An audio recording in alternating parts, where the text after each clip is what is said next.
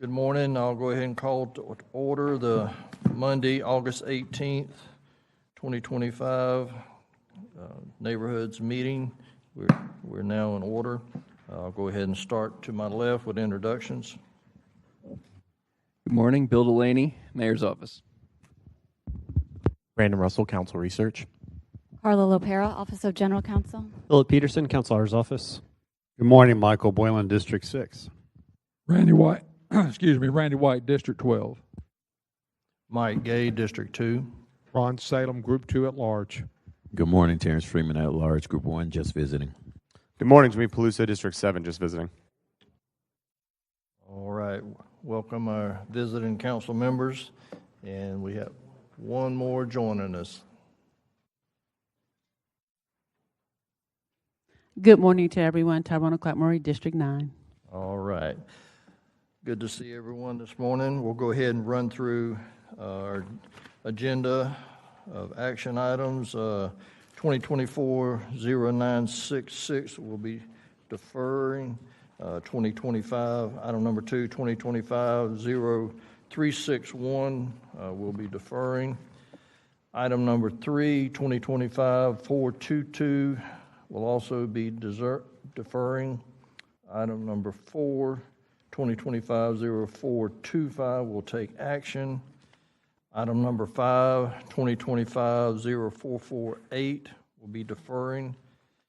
Item number 6, 2025-0457 will be deferring. Item number 7, 2025-472 will be deferring. Item number 8, 2025-0473 will be taking action on that one. Item number 9, 2025-0528 will be taking action. Item number 10, 2025-0532, we'll be moving that up to the first action item this morning. Item number 11, 2025-0533 will be taking action. And item number 12, 2025-0539 will be taking action, and the rest of the items are on second. So with that, we'll go ahead and go to item number 10. Oh, thank you, President White. Before we go to item number 10, we'll go ahead and go to public comment. You'll be allowed 3 minutes, and please speak to an item on the agenda.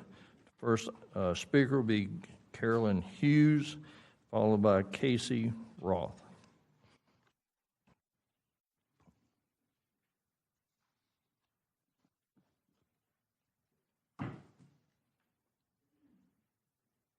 First off, I should tell you that I really don't know whether I belong here or not. My address is on file, but I am here because of the title of this committee, and it's because I live at the corner of Cortez Road and Beach Boulevard, and there's a piece of property behind the strip mall that is being zoned or trying to be changed from commercial to industrial. And evidently that means that only people within 300 feet of that piece of property are to be notified. Cortez Road runs from Beach Boulevard to Atlantic. It's a residential neighborhood butting up to Anniston Road, which is again another residential neighborhood. We are all on wells and septic tanks. And the reason this property is trying to be changed in zoning to industrial is because APNA grocery chain wants to place the slaughterhouse next to our homes. That it would even be considered, knowing that people are on wells, and slaughterhouses are infamous for groundwater contamination. Besides which, the value of property on that street will go down quickly. And most of the businesses are food related, McDonald's, Arby's, and things like that. If you have an odor that is wretched, would you want to eat there? So basically, I'm here because the people of Cortez Road really were not given any notification of this occurring. It's just suddenly appeared in front of us. And we don't really know how to go about protesting this and preventing it. It seems to me that if you have a committee that is meant to watch out for the safety and welfare of communities, our welfare and safety has not been considered in this situation. I know I live in a house that was owned by my mother. Our family has been there for over 50 years. We have fought and fought and fought over this piece of property. It never stops. But this particular thing is unconscionable. And with that, I'll leave you. Thank you. Ms. Hughes, can you state your name for the record? Carolyn Hughes. So also, I've been informed this particular item will be going to the LUZ committee on September 3rd. And that's where the community will need to come in and voice. Now, it was stated that it is the 21st of August. That would be the planning commission. So, but September 3rd is when it comes to council, the LUZ. Okay, so we should be here September 3rd? September 3rd. Yeah, you can attend the planning commission meeting as well. Well, we're going to. Okay, yes. That's the intention. But my question is, why aren't we being notified of all this? I don't have all the answers for you, that being that that's not even really our agenda item that I went ahead and let you speak since you came this morning. But Okay. If you want to stay here till the end, we can help answer some of your questions, but that's not one of our items. Okay. Thank you. I Thank you. appreciate your time. Thank you. So, once again, I just want to reiterate to the public speaking here, please have it that we're addressing an item that's on our agenda. The next speaker will be Casey Roth. So if you would come up, state your name and address for the record, or you can say your address is on file. Morning. Can y'all hear me all right? Yes, sir.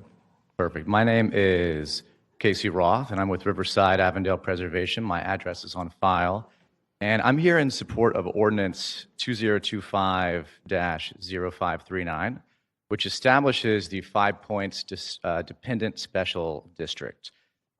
This ordinance is about keeping one of Jacksonville's most visited corridors clean, safe, and welcoming.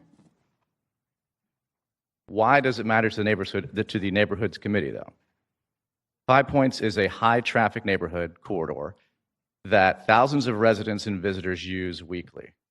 A consistent presence, ambassadors, cleanup crews, quick fixes, deters nuisance activity and property crime, and makes the streets feel safer for shoppers and families.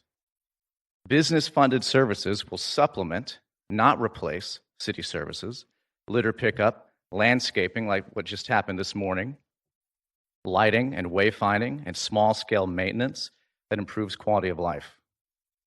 Costs are limited to commercial parcels and certain lots. Oversight remains with City Council, a 5-member board plus 3 alternates appointed by this body, with annual budgets reviewed at City Hall. First assessments won't even begin until November 2026, allowing plenty of time for careful planning and accountability. This is a practical, proven tool to keep a beloved Jacksonville neighborhood vibrant and safe while letting JSO focus on higher priority calls. So I respectfully ask for your favorable recommendation of this ordinance, and I hope you all have a good rest of your morning. Thank you. All right, thank you, sir. Our next speaker, Dory Thompson. If you would state your name and address for the record, or just say your address is on file. Hi, Dory Thompson, address on file. And I'm speaking today as the president of the 5 Points Merchants Association. I'm also a business owner in 5 Points, as well as a commercial landlord. And I have a family here in Riverside as well. We're here today to ask for your support in approving the formation of a business improvement district in 5 Points. So on the agenda, 2025-0539. So I like numbers and statistics when it comes to things like this. So when I looked up those types of statistics that support bids, bids have demonstrated real measurable benefits. In New York City, properties with bid boundaries sold for 30% more than similar properties just outside of the bid. Studies in Philadelphia and LA also showed significant reductions in property crime and robberies, including a 12% drop in violent crimes.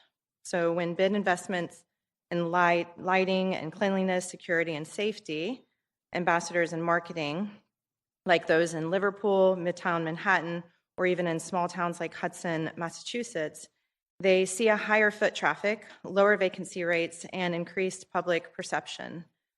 These aren't abstract ideas, they're proven tools. And so this is what these tools we need in 5 Points. I know that we're in the same district as JSO's District 5, and so our officers are stretched thin, being that that's one of the largest districts for JSO and most populated of a zone. So the bid would allow us to fund our own neighborhood level improvements, regular cleaning and maintenance, event programming to bring families and tourists to the area, private security, targeted safety and lighting upgrades, and collaborative promotions to help our businesses thrive. So this isn't just about economics, it's about preserving character while planning for growth, and about letting the people who live, work, and raise our families here take ownership of this public realm. There are critics of bids, and we've listened to these critics of this bid, and that's why this proposal was built with local input, local voices, and with full transparency. This is not a top-down mandate, it's a neighborhood effort, so I respectfully urge you to move this forward. It's time for 5 Points to have the same access to tools that have helped so many other communities succeed by real-world outcomes and the people standing behind me today. Thank you for your time. All right, thank you. Our next speaker is Perry Raymonds. If you would state your name and address for the record or say it's on file, and you'll have 3 minutes to address an agenda item. I am Perry Reynolds. I'm at 1525 Avondale Avenue. I'm a member of the Riverside Avondale Preservation Board. And I'm here to support the previous two speakers and to give you some depth of background on what's gone on. Some of you may remember that 5 Points has been a challenge. I've watched a group of building owners and business managers come together and create a very powerful and dedicated group, hoping to bring this these businesses back to the level that they deserve. And I think this bid will help them do that. So I would appreciate your favorable response to that bid. Thank you. All right, thank you, sir. Next speaker is Dr. Troy Mack. If you would come state your name and address for the record. You'll have 3 minutes.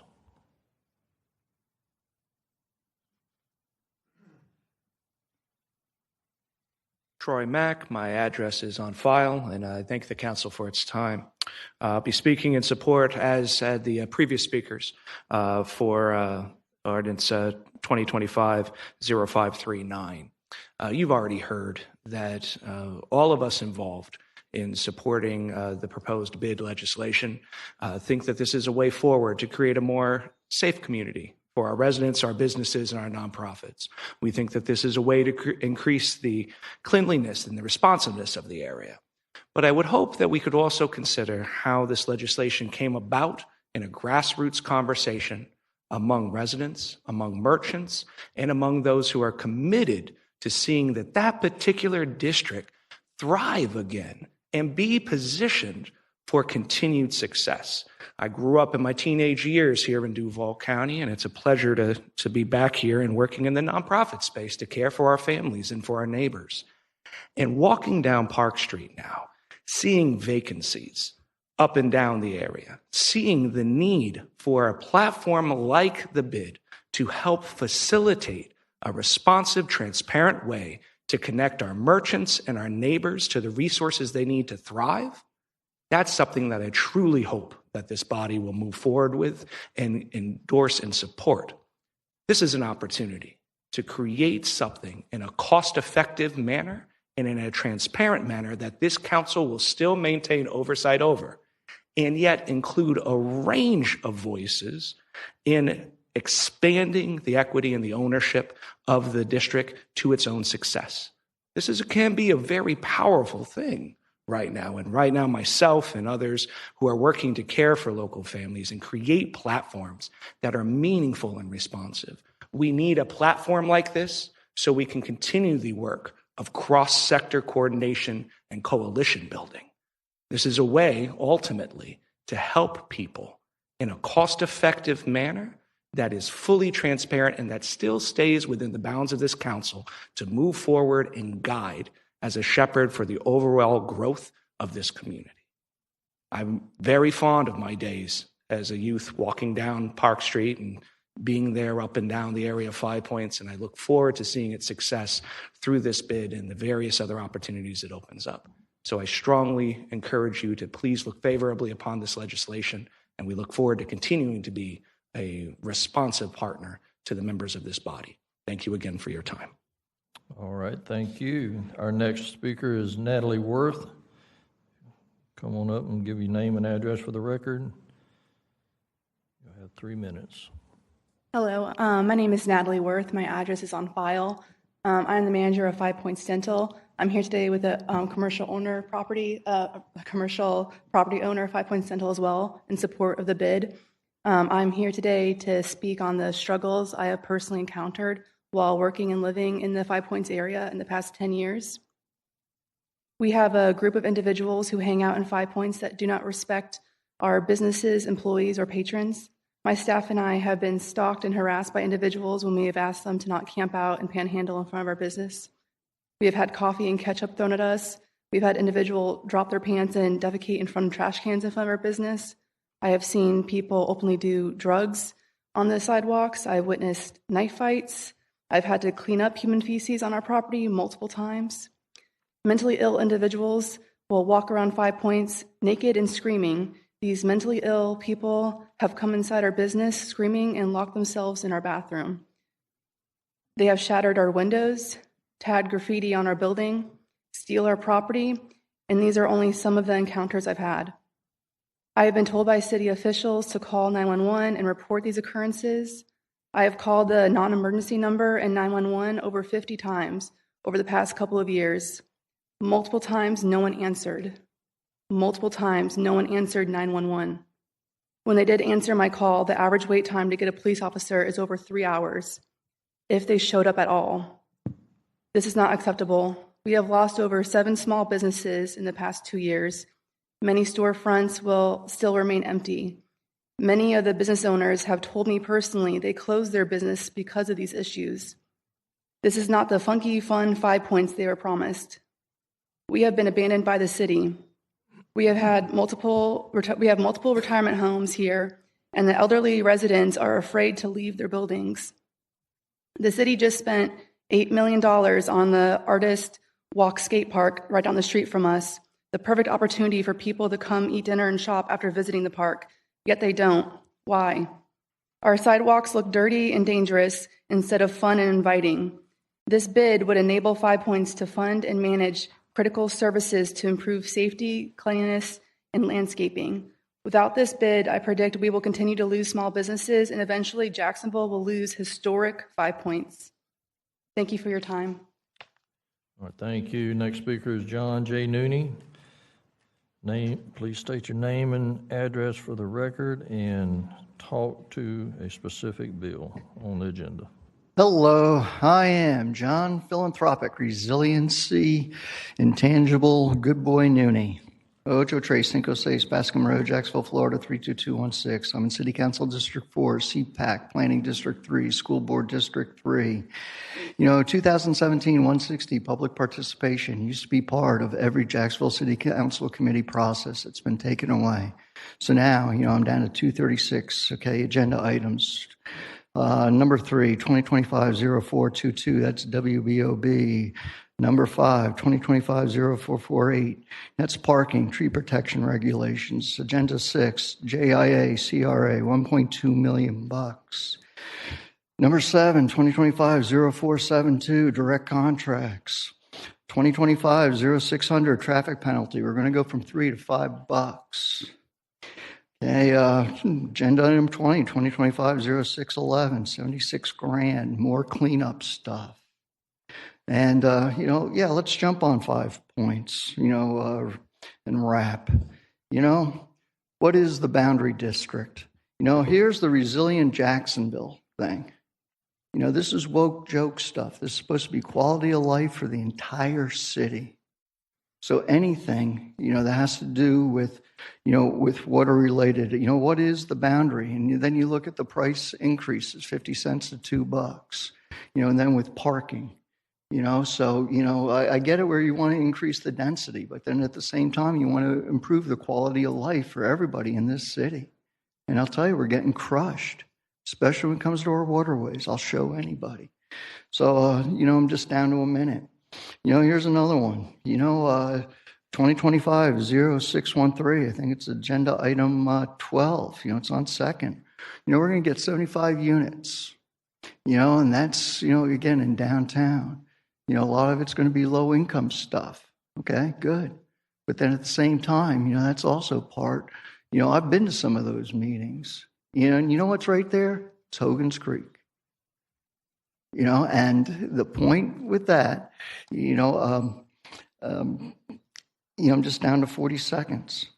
But again, if you're going to increase the amount of people that we want to bring to Jacksonville, then at the same time, that quality of life component needs to be highly, brought up. I want to run the Brooks Rehab shirt. Again, when you hear, even with the medical part of it, we got more seniors. It's a real quality of life issue. So I'm just down to 7 seconds. So wrap, visit Jacksonville, visit Florida. Thank you for listening. Thank you.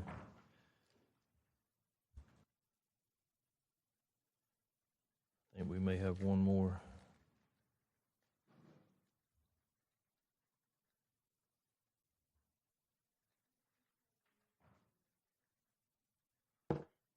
Yes, Andre Green. My address is 526 13th Avenue South, Jacksonville Beach, Florida. Sorry, I'm late. I was here in support of the bid incentive for the 5 Points area. As an employee of Corner Lot and frequently going to Riverside and 5 Points, I'm in favor of, companies in favor of it. We've been in support of it since its inception, trying to get it approved. Thank you. All right. Thank you, everyone, for coming for public comment. We'll go ahead now to our agenda. Item number 10, 2025-0532. Can I get a motion to approve? Motion to approve. Second. All right, I got a motion and a second. I'd like to go ahead and turn the floor over to Councilman Freeman. Thank you, Mr. Chair. I'll be brief.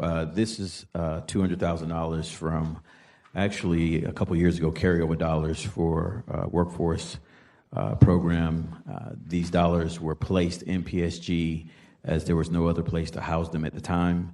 And now we have a program that will be coming through, partnering with ITD, that's going to put some kids to work in the IT space with workforce and mentorship. So I'm here for any other questions, but pretty simple bill. All right. Any questions for Councilman Freeman? I see no speakers in the queue. We'll go ahead and open the ballot and cast your vote.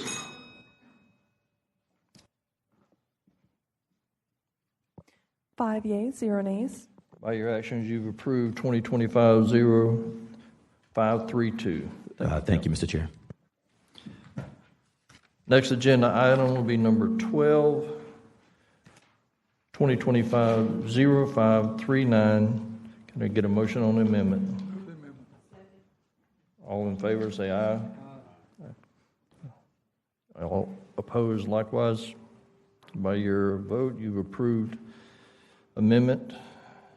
Any, Mr. Peterson, on the amendment? Mr. Chair, would you like me to explain it? Yeah, I'm sorry. That's all right. The amendment corrects language within Section 5 of the charter of the 5 Points Special District regarding the services that will be provided. It strikes reference to administrative services within another section of the charter to mirror the Florida statutes, includes the legal name of the 5 Points Association, corrects various scriveners, and then attaches a revised Exhibit 3, which is the parcel listing, to include all parcels within the boundary of the district, and to also remove duplicate parcels that were included on the file. All right, thank you, sir.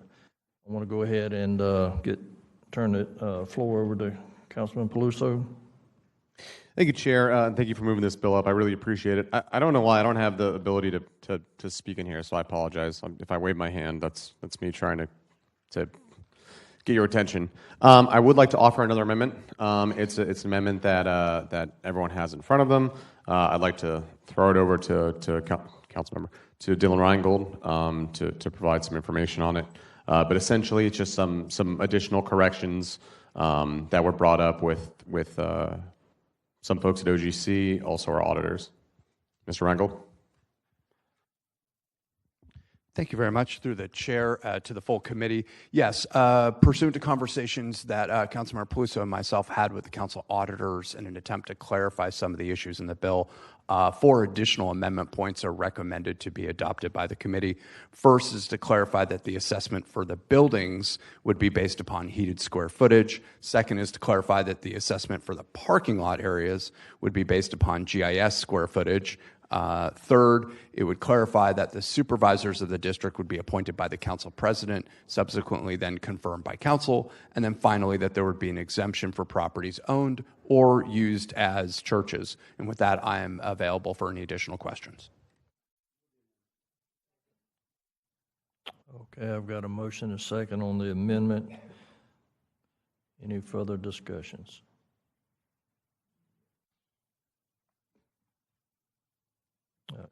Councilman Chief White. Thank you. Through the chair to maybe Mr. Reingold, I understand on the churches, that sounds good. Is there any other nonprofits in there that we should consider? I'm not sure if there is or there's not.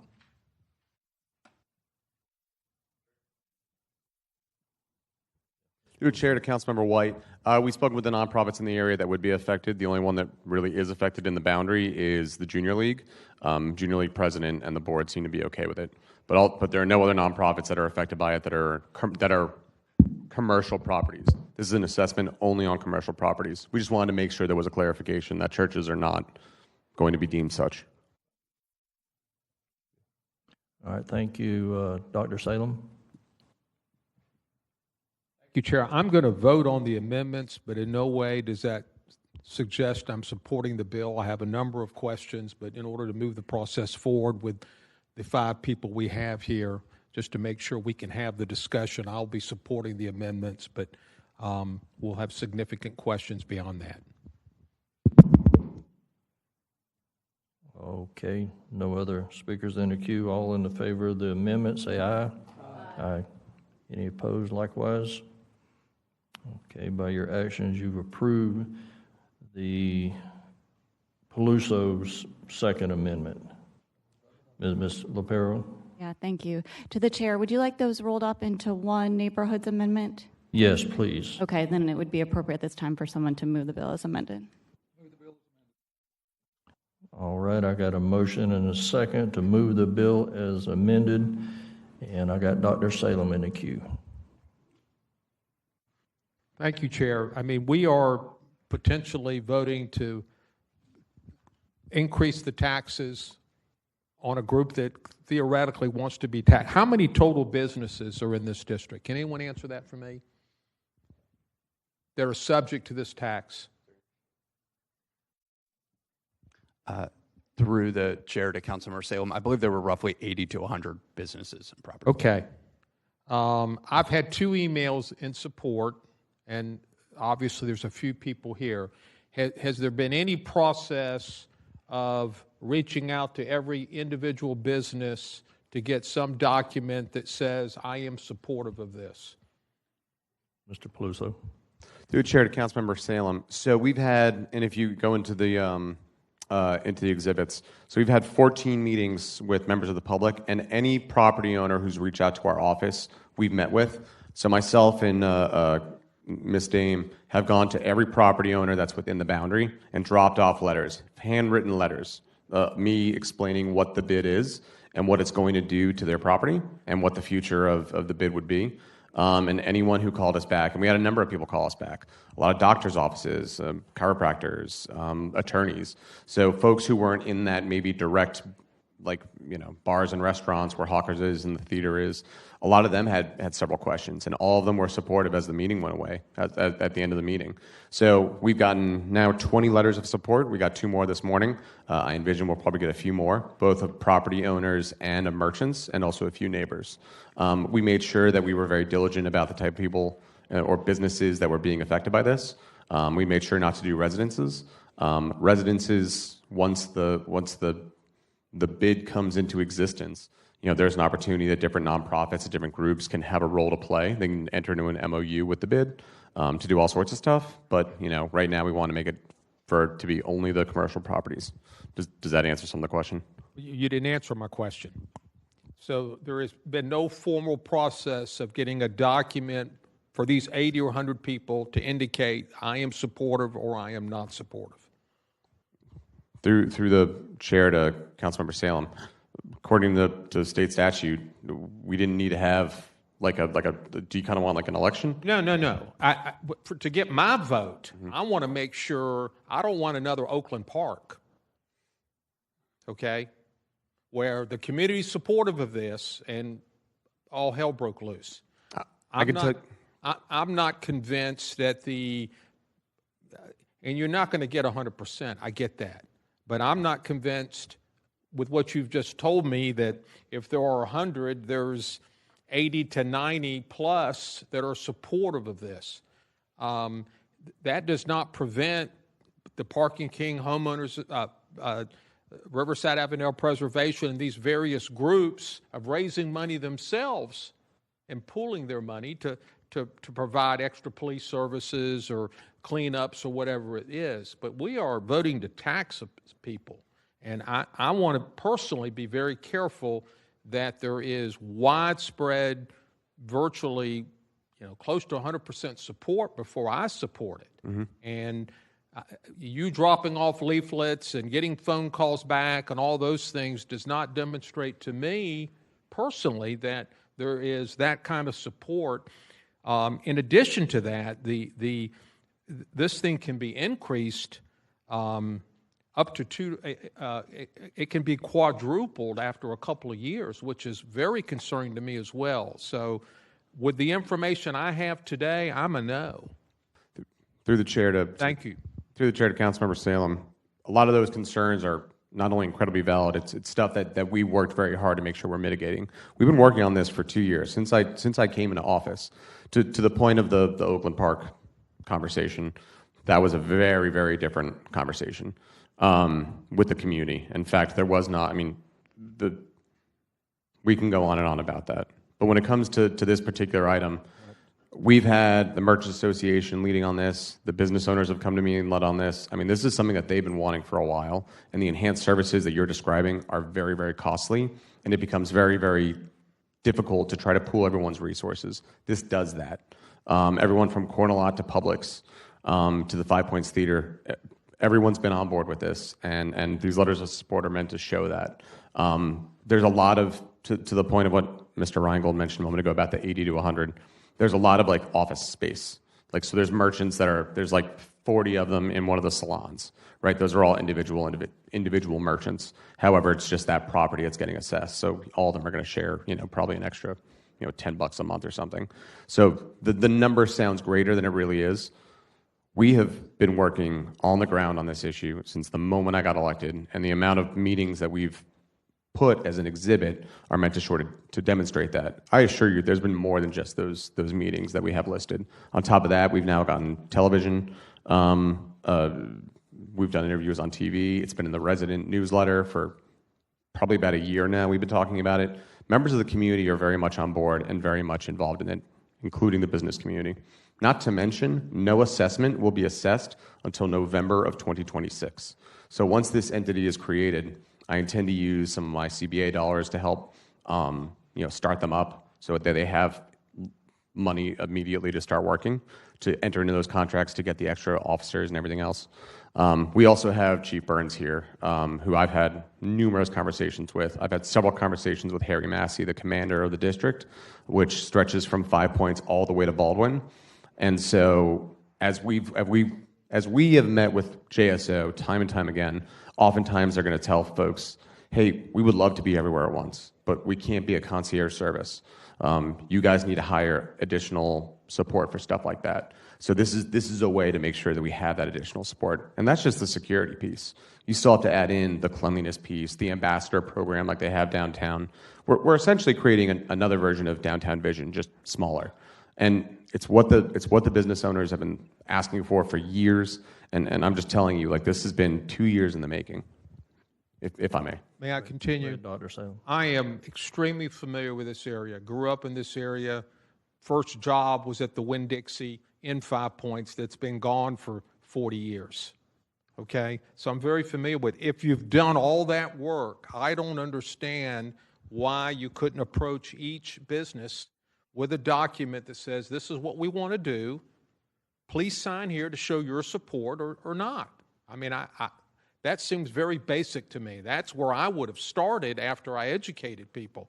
So, 5 or 6 people here, they're representing organizations are great.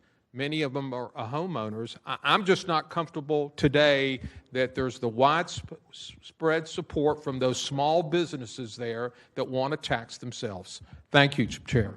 Thank you. Let's go ahead to Councilman Boylan. Thank you, Chair. Ms. Thompson, if you wouldn't mind, she's still here? Come on up to the podium, please. Mr. Pelosi has done his able best in talking about how you've efforted to communicate this information. As the president of the 5 Points Merchant Association, give us your perspective and you think that in your estimation of the level of support for this district. Thank you. The 5 Points Merchants Association meets once a month, and in those meetings we have a collective of business owners, landlords, and residents who attend these meetings. And every single meeting, we have anywhere between 40, and there was one time 75 people. The biggest one that we had about 75, I think 80 people came to that meeting, which I do have records to show that, was the one where it was let's say the kickoff meeting that Councilman Peluso said he's going to be speaking at. That's when everyone showed up, and at that point, everyone was showing support. So it's not only the businesses on Park Street, but it's the ones on all the side streets. The side streets are they're also experiencing what everyone is experiencing on the main street. Since then, we have been able to hire with the 5 Points Merchants Association's funding. We have been able to hire an ambassador, and he comes and cleans up the streets 4 days a week, but it's not enough. But what we noticed in the 1 year that we've hired him, the amount of feedback has been incredible. I receive personal messages daily saying, thank you, we're seeing what you're doing, when before that I was receiving messages of, what is anybody doing and why isn't anyone doing anything? The streets are trashed, businesses are failing, and it's trouble. My family and I personally own a commercial unit on Park and Goodwin. It has myself and 3 other tenants in the building. So I'm coming here representing not just as a business owner, my business is in that building, but we also have 3 other tenants in that building. And so as a landlord, I'm prepared, I would happily pay that tax to see 5 Points cleaned up. Councilman Salem was concerned about the level of opposition. Can you speak to, at the large meeting you just spoke about, or other meetings, was there any vocal opposition to what Yes. this is proposed? Could you, a sense of what that percentage is? The opposition that we received was, I believe, one person. But once we sat, that was because the shock value for me and Councilman Peluso, this is something we've been working on for 2 years, so I'm already desensitized to it. I'm familiar with it, and I understand it, and I understand what a game changer it is. But in that meeting, some of these folks were hearing this for the very first time, and they were just like, whoa, wait. And so once we were able to help them understand that that tax would be, if your business is 1,000 square feet, your tax is probably only going to be annually maybe $500, or I can't remember what that price was. Then when we did the math and you just shake it out, it's like, well, that comes to about $60 a month. So for $60 a month, your business could have private security, landscaping, graffiti removal, events to bring more, business to our area, to give 5 Points a better image than it currently has right now. And once we broke it down in that way, that's when that business was like, oh, okay, I get it. But the initial shock, of course, everyone hears tax, oh no, money. But when you actually do the math as like a monthly rent, it's not so bad. And what might happen is landlords may start charging a CAM, and then that CAM will go into the rent of the tenant. And so that was another concern that business owners had was, well, what if my rent goes up? What if I have to pay these new additional CAM fees? And that's when we said, yes, that may actually happen, but with this bid, it will support these things. So your business might see actually now an increase in business. And with an increase in business, you should be able to support if your landlord increases your rent. And that's when they said, okay, actually, I don't mind an increase in rent. Thank you. Perhaps Mr. Peterson or someone can speak to, we're talking about, what kind of tax level are we talking about? I'm a dentist who has an office in this area here. What kind of dollars are we talking about? Or Mr. Peluso, if you care. Through the chair. Through the chair. Chair to Councilmember Boylan. Thanks for asking that. So it's going to be based on the heated square footage. In fact, one of the concerns of the one individual that had an issue was, hey, I've got patio space. That's outdoor patio space. Why is that included? It should be heated square footage. So we said, okay, that makes sense. We'll do heated square footage. It's going to be a couple of cents per square foot. It's going to be determined by the board. So they're going to see what the budget looks like, and there's an example here in the exhibits about what a budget could look like. So if they're trying to shoot for around $270,000 or something like that in order to get police pretty much multiple days of the week, having one or two individuals that does cleanup on a daily basis, especially on the weekends. If you've got landscaping, if you've got others, you basically kind of go from backwards. And so the bid board would say 25 cents, 27 cents. That seems to be kind of the number per heated square footage. We also are pretty fortunate that we have a number of individuals who have businesses in 5 Points who have been operating in places with a bid as well, including the Wynwood area and the Miami area. Ybor City has one. So we've got a few folks that are like, oh man, thank God you guys are doing this. This is exactly what we need in order to make sure we're cleaning up the area. People have said, obviously, the amount of unhoused individuals, homeless people are kind of coming into the area a lot more. People have a lot of concerns about that. You heard about a number of incidents that have occurred in 5 Points, and these are during the day, by the way. So I think there's the daylight issues that occur and then the evening issues that occur. So to have this bid benefits everybody, and that's the feedback that we consistently get. But it's going to be a couple cents per heated square footage. Thank you, Mr. Chair. Thank you. Next, Ms. Clark Murray. Thank you, Chair. Through the chair to Mr. Peluso, or Councilmember Peluso. Was there consideration of an opt-out aspect to this particular bill? Through the chair to Councilwoman Clark Murray. So the bid board has the ability to offer that for different businesses that have, it's really going to be. It's going to depend on the situation, right? I mean, there's going to be a number of things that this board is going to have the power to do.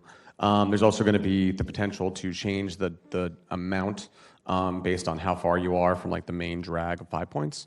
But for the most part, everyone's going to be receiving these services. So it's a matter of if everyone wants to make sure that they're able to call this additional security when there's an incident nearby.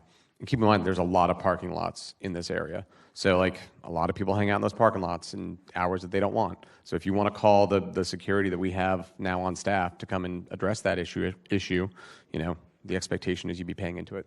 Right, I do understand what you just said, and I'm familiar with 5 Points as well.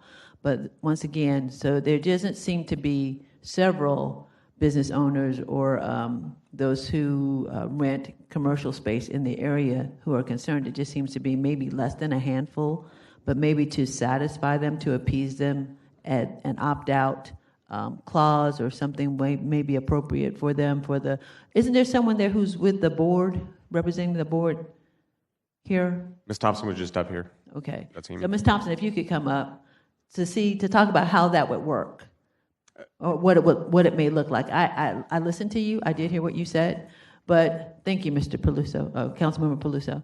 Good morning again. If you could address how if you as the board member or the chair of the board have considered opting out clauses, what that opting out might look like, if you've considered it or the board considered it, through the chair. I do believe it was a topic of conversation. And when we had that conversation, other businesses said that, you know, they said it's not fair because to opt out says that you don't have to pay in, but you're going to receive every single benefit. You're going to receive the security, the landscaping, the events, but you're able to opt out. So then it doesn't create this unified effort that we need amongst businesses. And since the 5 Points Association was reestablished 2 years ago, before the businesses weren't talking, and now once a month, we're all talking, more than once a month, we're all texting each other daily, looking out for each other daily. So it started this more coalition where we're all working together versus we weren't really having these conversations.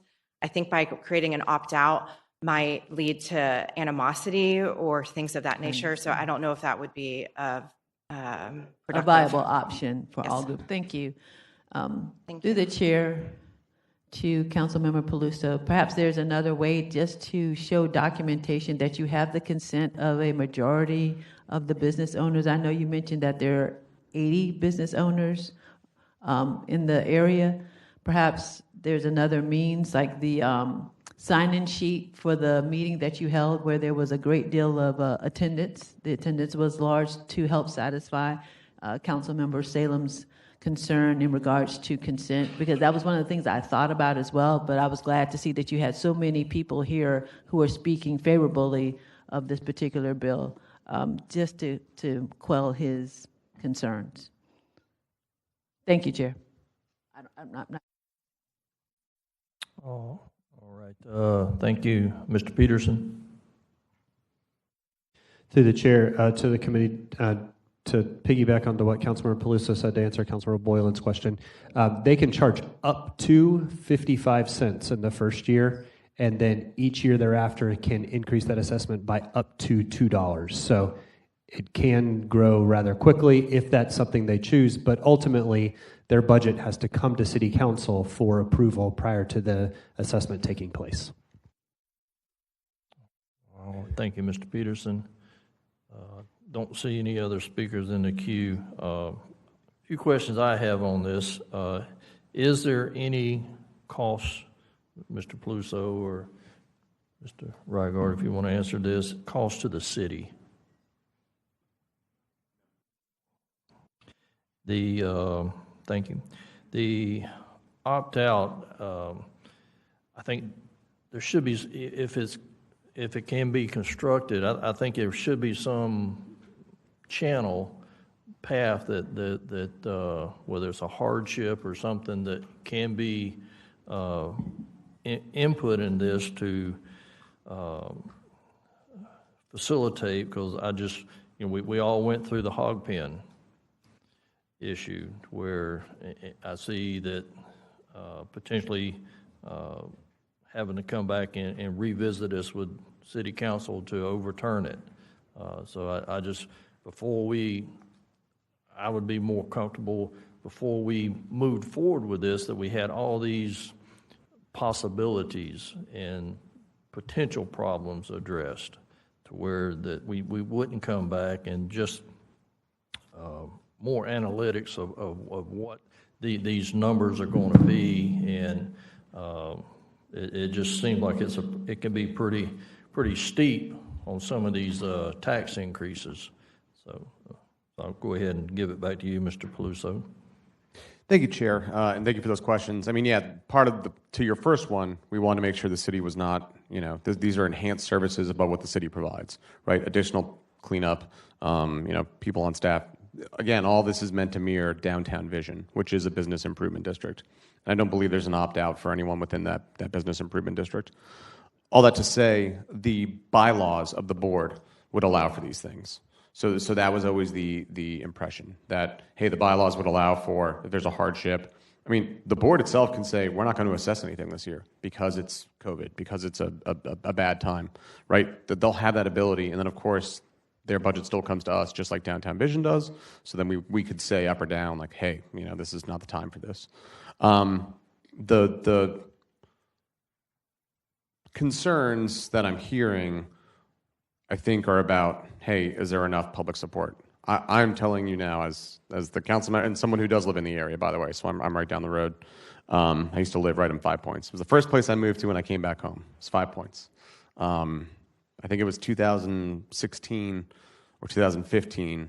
The zip code for 5 Points, 32204, was the highest number of millennials, the percentage of people moving into one zip code in the United States was in 5 Points.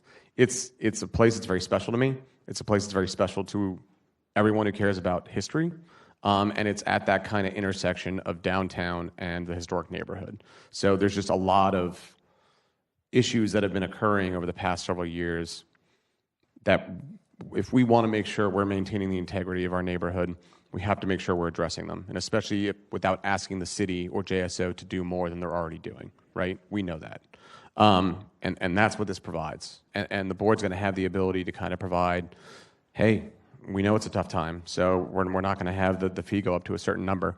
If you look into the exhibits, you'll see all the different properties that are within the boundary. We could show you some of the different numbers that we were projecting if it was a 10-cent or a 20-cent assessment and what that looks like for the year. This is something that everyone's been viewing with both eyes open. To that end, though, I understand what Councilmember Salem was saying about kind of having a do you support, yes or no? I mean, we'll start circulating that. I think that's wise. I think I understand where you're coming from there. But we try to mirror this as best as we could to the Downtown Vision approval process, and that's why I have all the listed properties and meeting minutes and the different things that we've been doing to show that our public outreach has been quite good, because that's what they did for the Downtown Vision bid. So that's why you're seeing the exhibits that you see. But I'll look into how we can kind of get in front of as many businesses as possible by council night to get the approval. And if not, I'll defer it. I've got no problem with that. All right, thank you, Councilmember Clark Murray. Thank you, Chair. Councilmember Peluso just mentioned what I was going to suggest, which would be to defer it. But, I mean, it's up to you. If you feel as if you can get the documentation to show consent from a majority of business owners, then I'm fine with voting on it today. All right. Thank you. Thank you. Chief White? Yes, sir. Thank you. Through the chair, question, then a statement. Chief Burns, you don't need to get up, but would this increase or make it better public safety in that area? I would assume that it would. You can just give me a nod, it's good enough for me, because I know the answer.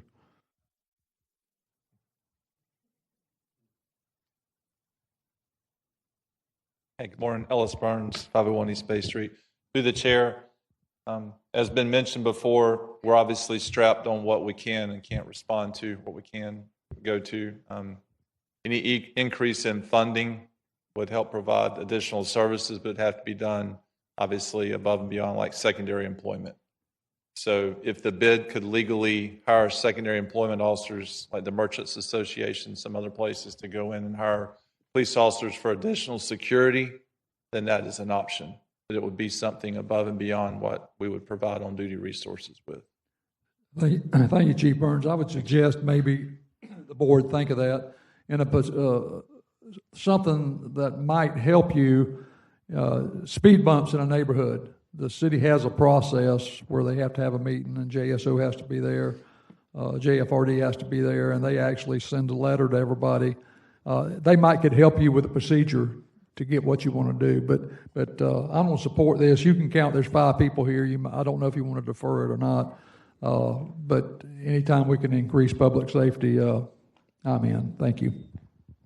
All right, thank you, Chief White. So, yes, I would concur that the process of the speed bumps is a good means to path to kind of get where we need to be to where we don't, like I say, have to sit here and have to go back and revisit a hog pen. So, Councilman Peluso, you're recognized. Thank you, Chair. I'll absolutely take that up as advisement. I got no problem doing that. I think that could be a wise decision. I do ask that we get it through at least the committee process, and then I'll defer it for council night, and until I can get that until we can get that letter out. It looks like this committee is going to be okay with it. Hopefully, rules will be okay with it, and then I don't know what finance will look like tomorrow, but I kind of want to hear more of the questions from my colleagues before we kind of send this letter out and figure out what's going on. But I have no problem deferring it on for the actual city council vote to make sure that we get everyone's questions answered and fears allayed. All right, Dr. Salem.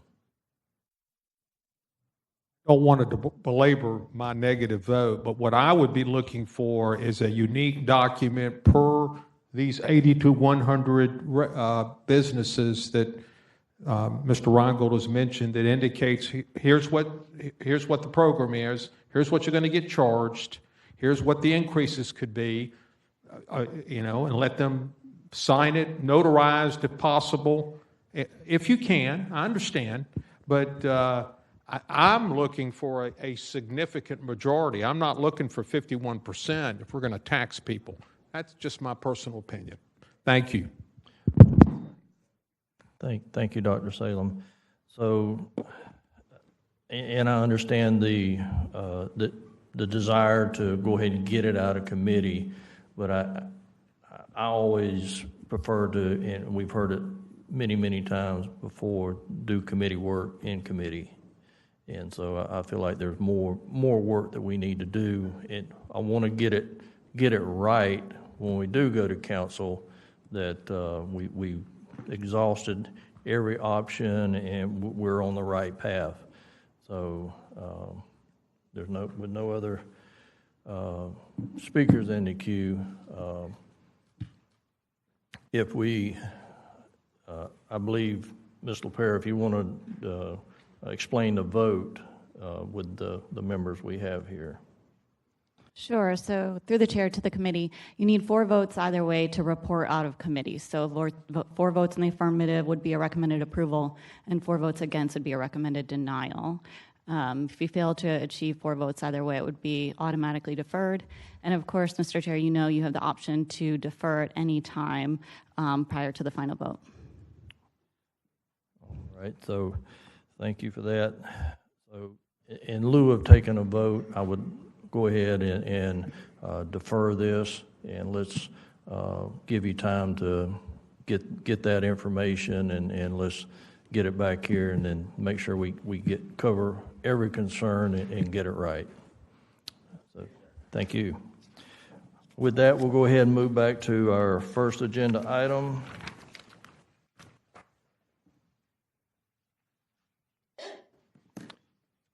Item number 1, 2024-0966 is deferred. Item number 2, 2025-0361 is deferred. At the request of Councilmember White, the first one was deferred at the request of Councilmember President Carrico.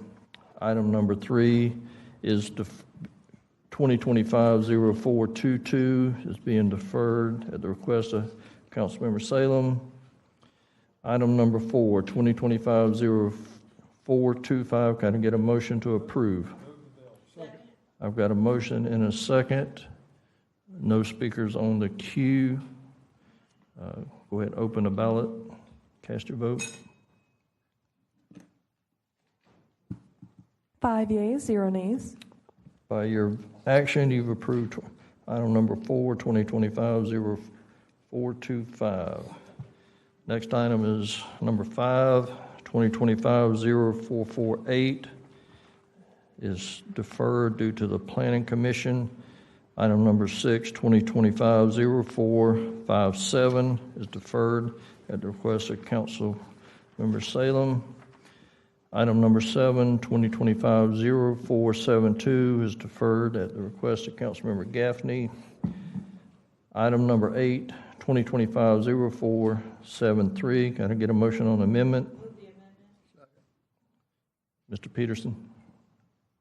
Through the chair of the committee, the amendment will clarify language regarding compliance with section 121.104 of our ordinance code as it relates to changes to the pension systems, and then also correct various scriveners, and then one that we forgot to include, but is also to attach the actuarial report that was done as it relates to this analysis. If you're not aware, there is no expected impact financially to the city from this change. Okay, I have no speakers on the amendment. All in favor, say aye. Aye. Any opposed likewise? By your action, you've approved the amendment. So can I get amendment on? I got a motion and a second on the bill as amended for approval. No speakers in the queue. Open the ballot, record the vote. 5 yeas, 0 nays. By your action, you've approved 2025-0473. Next item, number 9, 2025-0528. Can I get a motion on amendment? Mr. Peterson. Yes, sir. Through the chair of the committee, the amendment corrects a whereas clause relating or regarding the fiscal year 23-24 micro grants to clear up some information. Clarifies grant eligibility of the organizations, the 8 organizations that are subject of this legislation. Clarifies the required reports from these organizations, and then also not listed corrects various scriveners. All right. I have no speakers on the amendment. All in favor, say aye. Yes, on the amendment. All right. Any opposed likewise? I got a motion and a second to move the bill as amended. And first, Councilmember Clark Murray, you're recognized. Thank you. Is there a member of the administration here to speak on this? Thank you. I couldn't see her because of the monitor. Yeah, thank you. Not because I'm short, right? I'm going to plead the no. Good morning to you. Good morning. So my concern, and it's not, yes, I do have a question in here too. My concern is always with that non-compliance list, and those organizations, be that they may have borrowed what we may deem a small amount, not borrowed, but were gifted a small amount of money, all the way up to those who were gifted $500,000. I mean, I think it's just, in a sense, a small ask to complete the report. And I know that the report can vary. It could be a full auditor's report, and it could be simply some paperwork. So, and I know we say, well, these are small nonprofits, you know, let's cut them a break, which my heart goes out. But then when I think about taxpayer dollars, and I think about my own money that I pay every year owning a home and to go into that big fund, and I think it's just, we're just asking something really simple and small when we want that report to be completed in exchange, in a sense, for these dollars, because that's the way that we know as a council, as a committee, that they've done the responsible thing with the dollars. So, you know, my heart is like, okay, give them a break. But my brain is like, you know, it's a small ask to complete the report. So is there a way that we can ensure that the organizations who receive these dollars, is there a way that we can hold their hand, in a sense, to make sure that they complete the reports? It's Maribel Hernandez, Grants and Contract Compliance, through the chair to Councilwoman Clark Murray. We absolutely hold their hands. We do whatever we can to help them to be successful, without breaking the law, of course, but we work with them. In this particular situation, allow me to explain that this is unique, because in this situation, the annual report should have never been an ask. The reason for that is because this RFP was set up as a multi-year to assist these small organizations to prepare to be able to compete for the larger grants, such as public service grants. In year one of this particular program, there was no budget. It was simply to attend certain trainings each month, certain mentoring, and they would receive part of the money as they go along and complete those, which they have.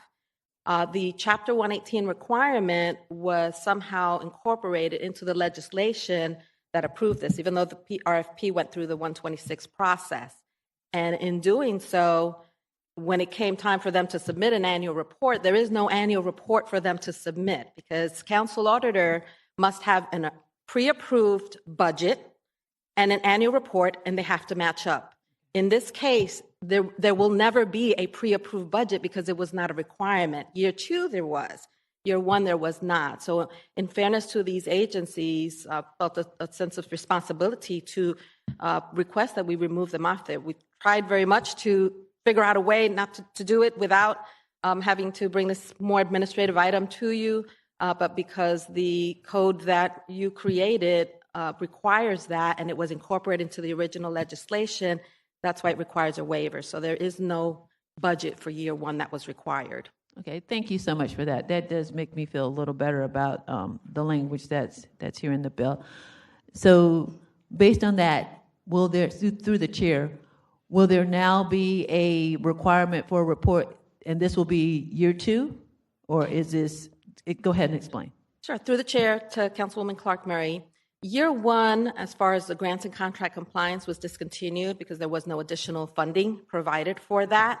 However, because this was a partnership with KHA and the Emerging Providers Program, which was their program, they have worked with us to find a way to try to absorb as many of them as they could. So 5 out of the 8 actually were absorbed by KHA. The remaining 3 and the contract was ended. And so year two did require a budget, and KHA continued the program with them. I would not be able to respond to how that is going. I'll have to defer to Dr. Grass on that, but they did absorb those 5, and year two did have an approved budget, and that would have required an annual report for that, for year two. Okay, so through the chair, this is going to be year two, or this is going to be year three? I believe it's on year 3 now, but I'll have to defer to Dr. Grass because she took over the program for 5 of them after that, so I'm not involved or informed to be able to answer your question. I don't know if Dr. Grass she's not here. No, I don't but see Dr. her. Grass would be the person to answer that, Those and I'll questions. certainly relay that to her and see if she can attend rules this afternoon. All right, thank you so much. Thank you, Chair. Hey, thank you. Councilman Boylan, you're recognized. Thank you, Mr. Chair. Ms. Hernandez, thank you for taking the time. You and I had a conversation about this weekend. I was trying to help my colleague over here to understand these organizations were not, this was actually an oversight on the part of the legislation that required them to do the budget filing. And that wasn't appropriate at all to begin with. So, and as you said, they will be responsible moving forward through the KHA program to do whatever, Section 118 requires of them. So this is really just to clean up some legislation. Mr. Peterson, can you confirm that is, am I correct? My assessment is correct?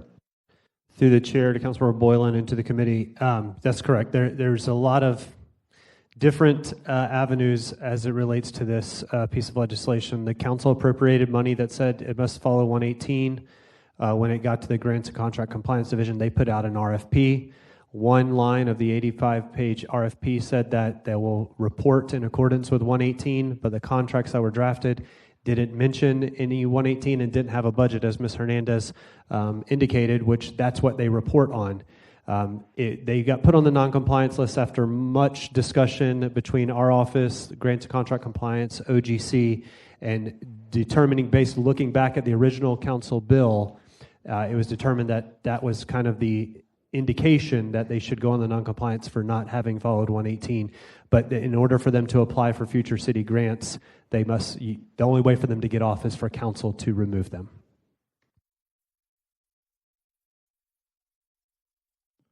All right, thank you. Dr. Salem? Thank you, Chair. Through the chair to Ms. Hernandez. My research indicates it's all happened pre-Maribel coming on board. This was a combination of Dr. Grass and maybe Audrey Gibson were involved in this. My research tells me that government failed in this case. Bad contract, just no clear terms in the contract. Maybe it wasn't written well by OGC, but there's multiple blame here. And I think at this point, we need to move forward and get this behind us and move on. So I'll be supporting this. All right, no other speakers in the queue, and Dr. Salem hit the nail on the head right with all that, so we'll go ahead and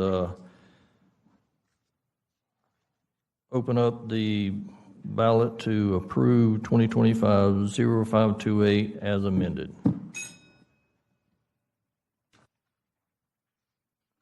Five yeas, 0 nays. By your vote, you approve 2025-0528 as amended. Next, item 10, we've already taken action. Item number 11, 2025-0533. I've got a motion and a second to move the bill. No discussions. Go ahead and open the ballot. Five yeas, 0 nays. By your action, you've approved 2025-0533. Item number 12, we've already taken action, so that takes us to item number 13. The rest of these items are all on second. 2025-0599, 2025-0600, 2025-0601, 2025-0602, 2025-0608, 2025-0609, 2025-0610, 2025-0611, and 2025-0613 are all on seconds. And that completes our agenda. Any final comments from the committee? Councilman Boland. Thank you, Mr. Chair. I just want to encourage my colleagues. To make a point of attending the notice meeting, which I'm hosting at Wednesday at 5 p.m. in the Lintonwood Roberts Room, to speak to, we characterize it as the changing paradigm of indigent care. I appreciate the deliberate effort of the Finance Committee, but I think there's a significant oversight in recognizing the value of supporting the Safety Net Collaborative in saving tens of millions of dollars of taxpayer money as well as insurance premiums by diverting folks out of our ERs into primary care facilities. So I'm going to encourage my colleagues to be at this meeting. It's going to be an important meeting. We're going to have this public-private partnership is going to be spoken to. We're going to have the hospitals there, the philanthropic organizations that support the initiatives, and of course the Safety Net Collaborative as well as Telescope to talk about what they are doing to redirecting patients to patient-centered medical homes. So I look forward to having you at that meeting. Thank you. All right, thank you. All right, thank you. With that, we are adjourned.